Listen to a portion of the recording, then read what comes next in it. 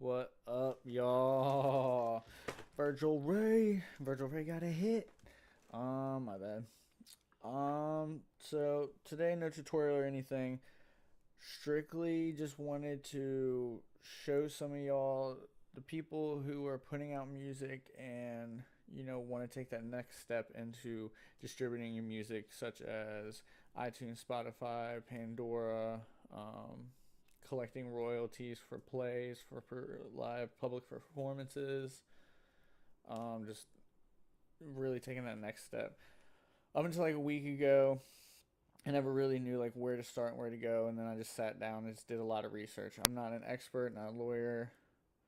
Like I said, just started learning this myself, but I wanted to make this video to kind of put other artists and producers and stuff in the right direction if you're serious to get your stuff legal and make money from it over time, and not just to be $20 here, $5 here.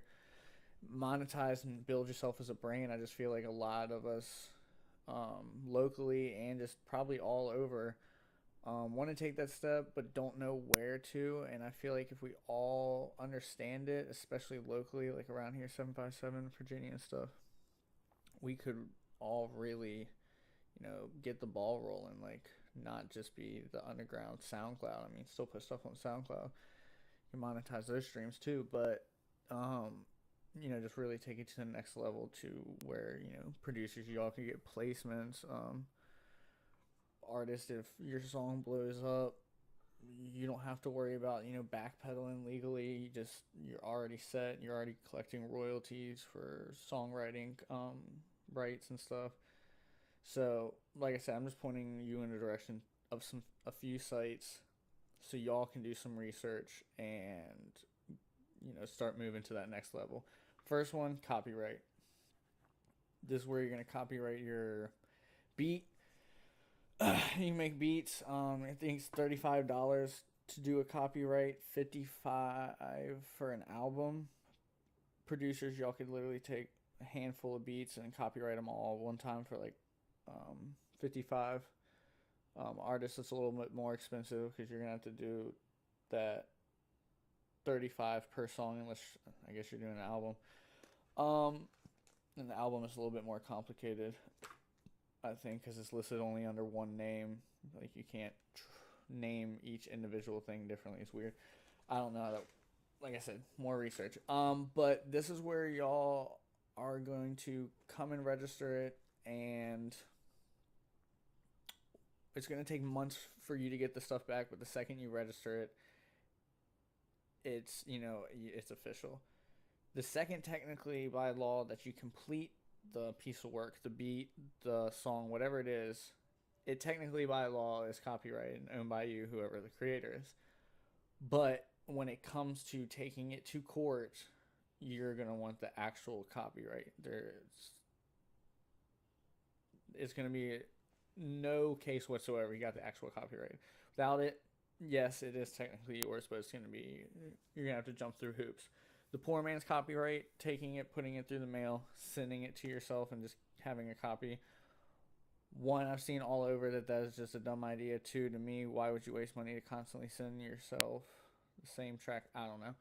You just have a room full of like unopened letters with CDs in them. I don't know. I don't get that. But if you want to, copyright it through here. You don't have to. But if you copyright it within the first 3 months of it being released or created, not sure the difference, like I said, look it up. They actually promise you more return when you win the case if you do it within the first 3 months, which is weird. But like, it's guaranteed you'll get a better return, whatever it is, if you have to take it to court. That's if you have to. But in Norfolk, we had the situation where they sued Justin Bieber and they won. I don't know the details of that, but look that up. So, I mean, it happens. You get that done. Like I said, you don't have to, but you get that done. You got you got BeatStars. Sorry, I'm going to send my mixtapes. You got BeatStars. I've got beats from BeatStars when I was, a teenager and everything. Is crazy. Like I've got mad beats from artists from BeatStars, and I've followed them and everything. And then I finally just like looked into like how to be a part of them. It's free. I mean, obviously you can pay for um, more. I'm looking at the word exclusive, more exclusive stuff, and that's what I did. But like I said, it's free. You can upload like 10 tracks for free, and this is they literally lay everything out for you. It's great. You can sell songs on here too. Everything has to be yours. And there's samples. You got samples. They're cleared. If you got samples, clear them through a copyright as well. But no samples. If you're selling them. Um, and same with the song. Songs gotta be yours. You gotta have the leases. You gotta have the exclusive leases if you're selling it. But they just set everything up for you from making your beat store, which I just created. I might put the link below. It doesn't have any of my beats yet though, but I'll get the beats up there. Um, this is the biggest thing to me. They set up these licenses for the producers out there that might have like just makeshift licenses, or they don't have them at all and they kind of just go on like Word or like write a couple things down. This is the best way. This is how you sell a beat over and over again and still make money. You're able to monetize the tracks that people use from your beat. 20 people buy a basic lease for $20. They all make a song to it, all put those songs up on YouTube. They used to, but I don't know, there's a pause in it right now. BeatStars was monetizing the streams through that, but they said it's on a hold right now. But they were monetizing the streams. They do still monetize the streams through SoundCloud. Same beat, put it on the SoundCloud. They'll monetize your streams on the SoundCloud until you sell that exclusive. And then when you sell that exclusive, you're still getting a cut from, if it blows up, any of the royalties. Same with these. You're getting composer royalties and publisher royalties. That's what you got to look into. Is the royalties are very complicated. I still barely kind of understand them, but I got an idea. But these licenses are so simple. Like, boom, track price, description. Haven't filled everything out. I still got to go through these, honestly. I just signed up. But this is what it's going to look like. And I mean, it's official. I went through and read everything. Boom, there I am. That's, you got to read everything. I think that's if I like have anything to do with writing. I am 50%. But yeah, but you just fill that stuff in and boom, it comes up with the beautiful licenses. You got a pro page. So easy to set up.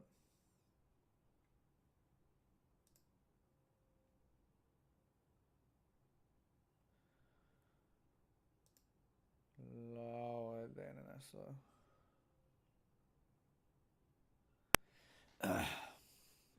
Pro page, boom. So I got to work on it. Literally did this in like 5 seconds. It's a lot of purple. Why is this white down here? Did not even notice that. But yeah, so boom, super simple.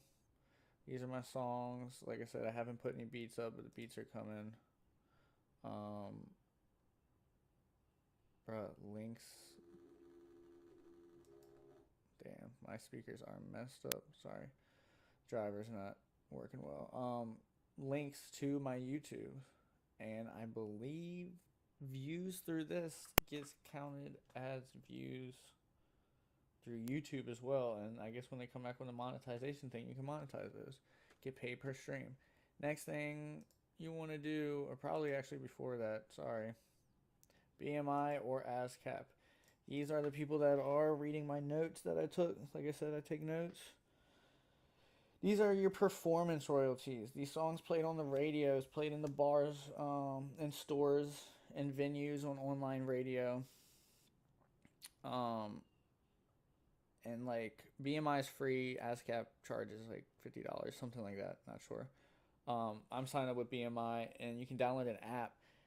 And through BMI, you can also, like I said, your live performances. If a place is allowed to publicly play music, they have a public music license, then they should be listed, and you would go in there, and if you've got the songs listed through BMI or ASCAP, you would say I performed X and XY songs at whatever establishment, and as long as they're listed, as long as you've listed the song and everything's straight, boom, you're getting paid.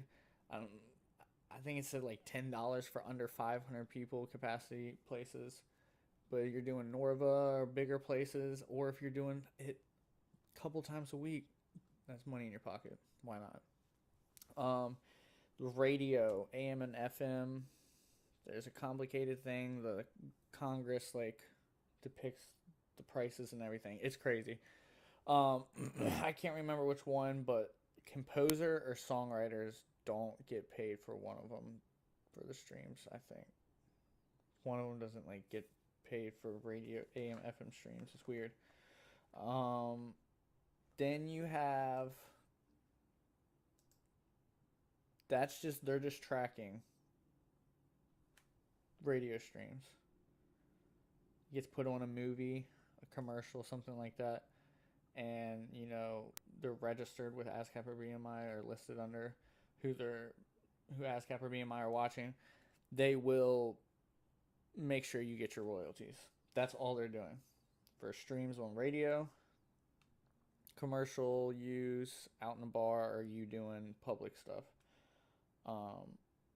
Then you have publishing administrators, a whole bunch of them. Not a whole bunch, but a good amount. This link I will put Ari's take. He broke it down the best between each one because they all have their pros and they all have their cons. And this chart down here I spent like an hour looking at. I went with CD Baby for a couple reasons. Because I'm with BeatStars, so BeatStars already monetizes SoundCloud. They don't have SoundCloud monetization. YouTube, they monetize for you, and BeatStars is lacking on the YouTube monetization right now. So that helps, but the commission is 30%. This publishing administrators, these are the people that are going to take your song, as long as it is legal. Spent like an hour talking with the CD Baby people. They are so awesome. Help answer all my questions. You do not have the exclusive. They do not want you to upload that because obviously if you don't have the exclusive, somebody else's version of it blows up, or just anything. The producer can come for all that money and they don't want to be in the middle of all that. Get the exclusive. Or if it's your song, it's your song, and you list yourself as the songwriter and the composer, and you'll get a 91% of everything. They take 9%. Yeah. Other ones don't take it. They charge for you to upload the single, which they charge for you to upload the single. This is $9.95. Okay.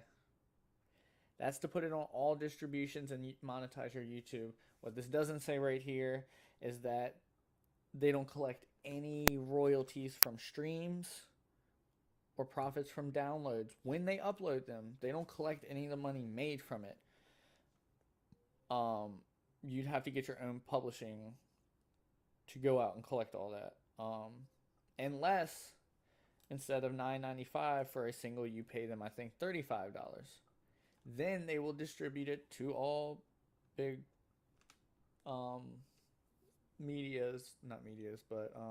distribution networks, SoundCloud, Spotify, Pandora, iTunes, and they will collect your royalties for you.